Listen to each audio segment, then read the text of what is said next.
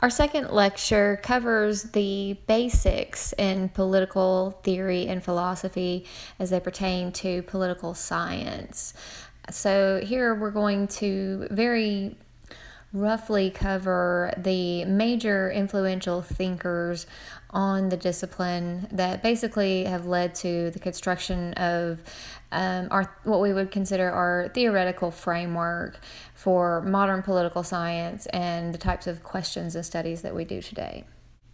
Now, as I've mentioned in the previous lecture, there is a distinction between the two types of science that we do in political science: normative science and empirical science. I mentioned that in modern studies we focus on empirical science, and normative, the basis of making moral arguments of what should occur in politics, is something that is kind of a separate specialized field.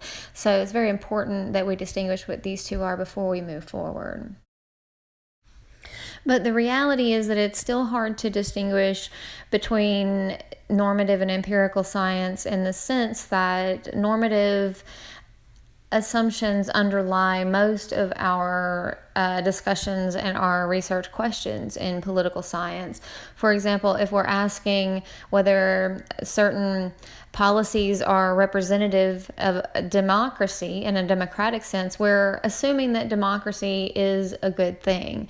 There's a lot of reason, therefore, for us to talk about what those assumptions are. So we do spend a lot of time talking about old dead white guys.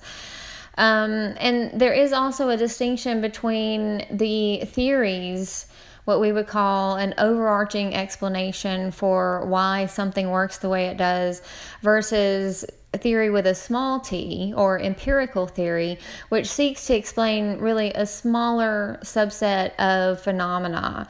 Overarching theories, big theory, talk about the nature of the universe, the nature of humanity, the nature of government. Empirical theory might ask more specific questions like, do democratic governments decrease poverty more than Republican governments do?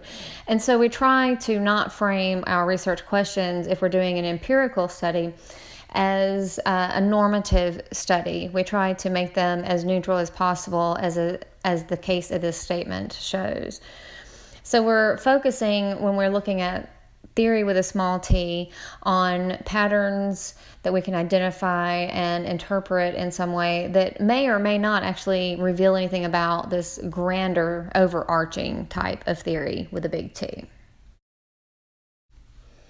We begin with the ancient foundations of political theory, and the three major authors that are important, I would say figures, one of them we're not sure is an author, are Socrates, Plato, and Aristotle.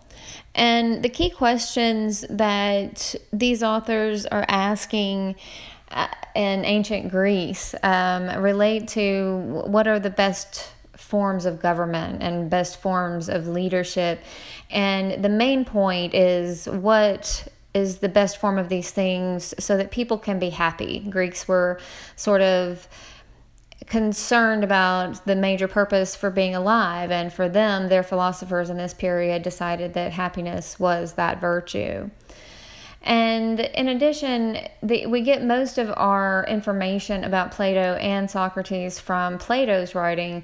And in the book The Republic, we get his sort of initial understanding and perspective on the world as really not containing true forms, that society has basically dulled everything to the point that we are no longer able to see the metaphysical truths behind things.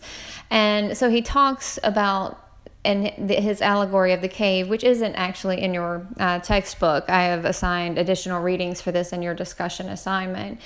But for Plato, it was very important to remove yourself from these kind of influences of society and begin to think authentically. And he likens this to coming out of a cave. And he also says that the way that we are able to move beyond the conventional limitations on our thinking is to use the dialectic.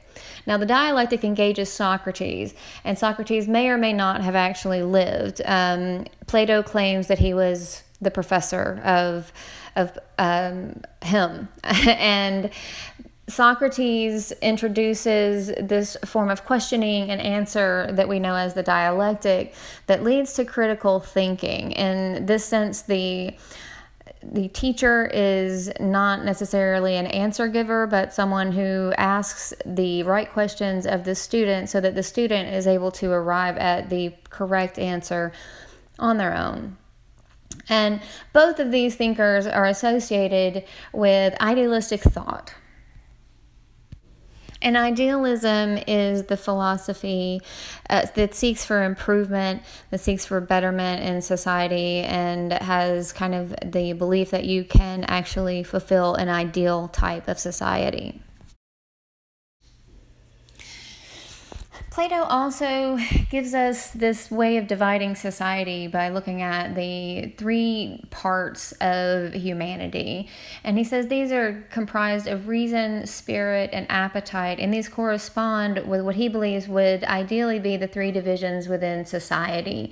So those who are driven most by reason would be philosopher kings, those who have strong spirit would be warriors in society, and those who have strong appetite and who are very materialistic would be the laborers of society. So again, an idealistic form of society is what he envisioned and promoted. Aristotle, on the other hand, was a student of Plato, and Aristotle eventually became the teacher of Alexander the Great. And he actually is known as sort of the founder of realism, and he believes really opposite of Plato in a lot of ways, that we shouldn't be focusing on the most ideal form of a society, but we should actually focus on what is and work within the boundaries of what is given to us. Plato incidentally said that humans were social animals. They were prone to cooperation and they needed one another. Aristotle refuted that by saying that humans were political animals. And going back to our earlier definition of politics as one of power, you can sort of see now an important division between realists and idealists because of this belief that we are human, or a part of our humanity is being political, and that means that we seek power over each other and we are less cooperative. And so for Aristotle, this really painted the picture for him of how society should look, and idealism really wasn't possible given this reality. And so he says you should focus on material elements, not ideals, not some metaphysical truth like Plato does. He says that you should focus on what the constitution of a society is, what sort of people exist in that society. Whatever the right form of society for them will depend on what type of people there are. And Aristotle combines normative and analytic concerns. And so he is often seen as sort of the father of empirical science, but also he's combining this idea of the good life and what is necessary to make humans happy. So he is focused on normative concerns as well. One of Aristotle's biggest analytic contributions is he hands us the first typology. A typology is a classification system, and he uses the number of rulers and the interests in whom they rule as his two major categories to create his classifications. So you'll notice a bit of a difference between the modern definition of democracy and Aristotle's form of democracy. He believed that democracy was actually a perverted form of government, where if you want the rule by the masses, in the case of democracy, that would be ruling all in selfish interest, whereas a polity would be what we envision a democracy actually is, where people rule in the interest of all of society. Another interesting point, again, is that Aristotle does not feel like kingship or aristocracy are necessarily poor forms of government. For him, depending on the type of society, these may be the appropriate forms of government, as long as those who rule reflect the interests of all people and do not rule in their own selfish interests.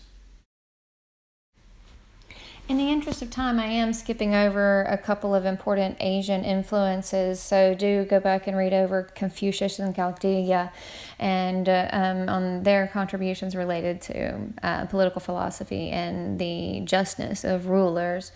But this is a general timeline of Western political philosophy, and one of the interesting things to note is that between these major rises and falls of major civilizations, you have periods where we would consider kind of a nihilistic type of philosophy taking over. And so you've got stretching all the way back to ancient Greece and ancient Rome's skeptics and Epicureans, aesthetics, people who represent this sort of lack of value system and a lack of real belief in any overarching morality. So even in the kind of pre-modern era, you have someone like Machiavelli, who we talk about next, and then also moving into the 20th century, Nietzsche. So there's a lot of continuity across the centuries in terms of setting up a moral philosophy related to a society, the falling of that society, but during the failure of that society, some very interesting philosophies also emerged. For more information, here are two really excellent websites that you could explore that give you some plain language, especially in the case of the UT Martin website, give you some plain language explanations for these philosophers. I do encourage you to do extra reading on this for more information.